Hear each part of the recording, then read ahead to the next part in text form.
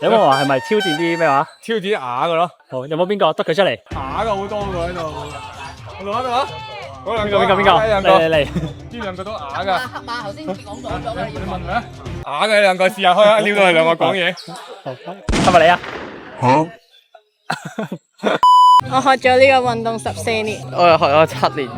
點解你會中意玩呢個運動啊？首先係因為我哥哥開始玩先啦，然之後我見到佢上堂嘅時候好似幾好玩，之後就嗌媽咪問佢可唔可以俾我玩咯。我就係我阿媽突然間又見到啲廣告定係點樣啦，就問我想唔想玩，跟住我又話好啊，跟住就一路玩咗7年，就玩到而家。點解你會繼續玩呢個運動？其實即係玩得耐啦，辛苦嘅時候都會想唔玩啦，但係呢，因為有成班隊友嘅支持，同埋有一大班朋友去鼓勵我，所以我都堅持落嚟繼續玩。同埋因為攞獎嘅時候呢，都會好開心，所以我就繼續。